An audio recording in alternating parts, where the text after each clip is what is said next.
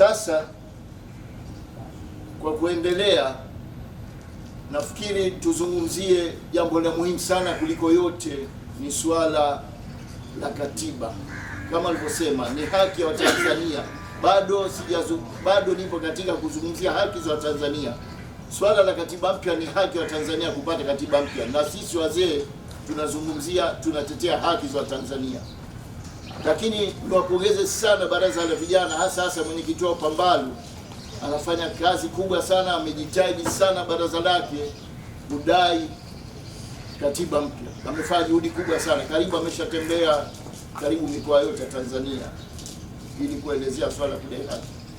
Lakini juu ya juhudi yote inayofanywa hiyo na Chadema, bado tumemsikia rais wetu Mama Samia Suluhu Hassan kasema apewe muda kwanza ili aimarishe uchumi.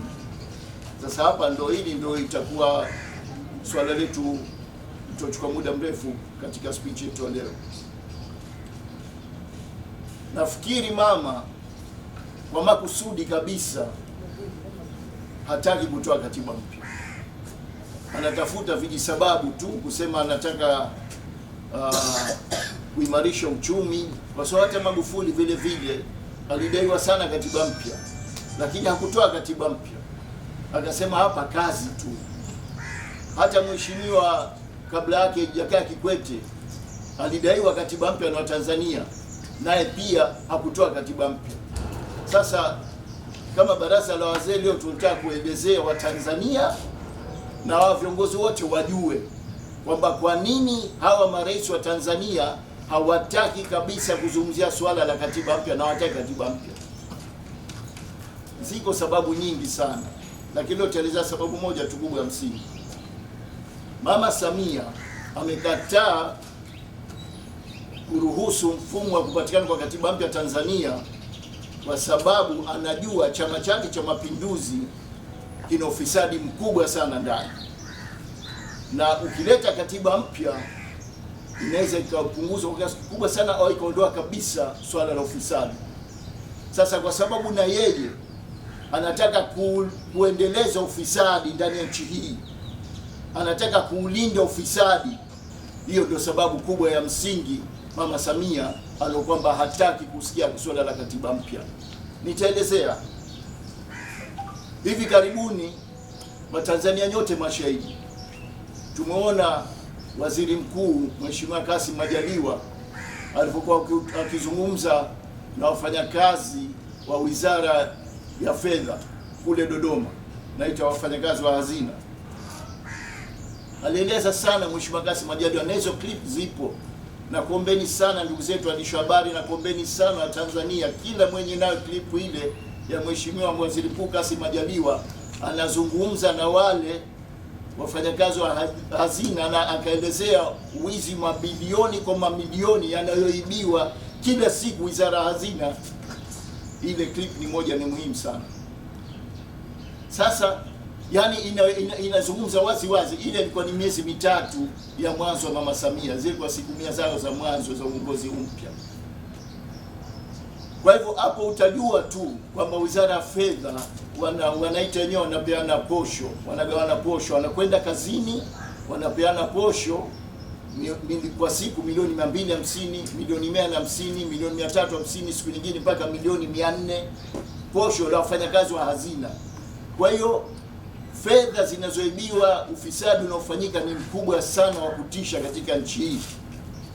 Lakini ghafla moja tunaona Mheshimiwa Kassim Majaliwa amepotezea ile taarifa, imepotezea, hakufuatilia tena. Hatukuona chochote kilichoendelea. Hatukuona hata mtu mmoja aliyopelekwa hata kituo cha polisi. Hatukuona hata mtu mmoja kukamatwa. Maana yake nini?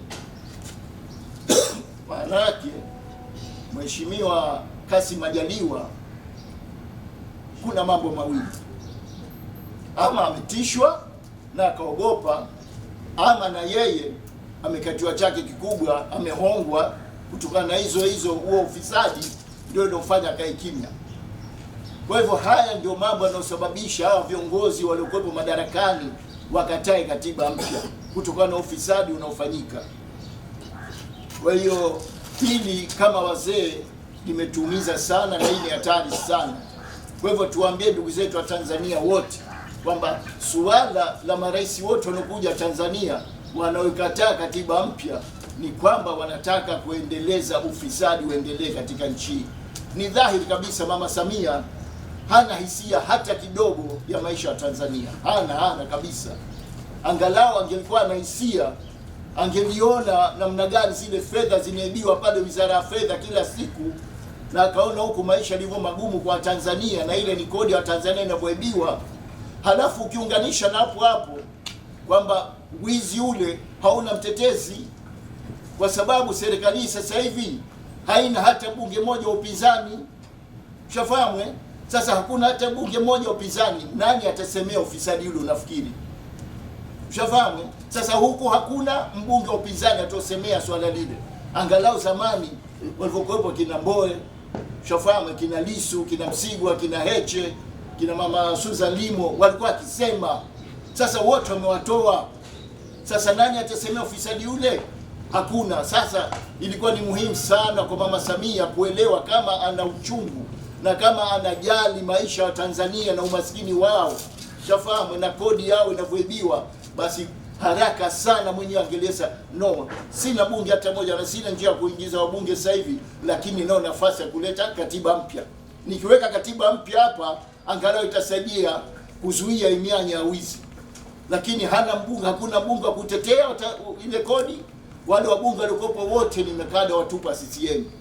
Wale wote wameokotwa vituo vya nini kwenye maskani za CCM.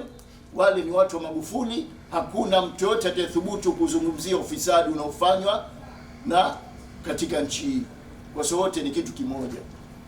Sasa Mama Samia kama ingekuwa na hisia angesema yeye mwenyewe kwamba mimi nataka kwa lazima kwa namna yoyote ile angalau tuwe na katiba mpya, katiba ambayo itamsaidia yeye katika kuzuia mianya ya ufisadi ya nchi hii.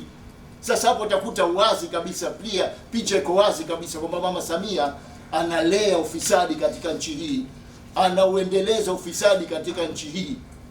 Hicho ndio tutaka kuanzia hapo katika maelezo yetu.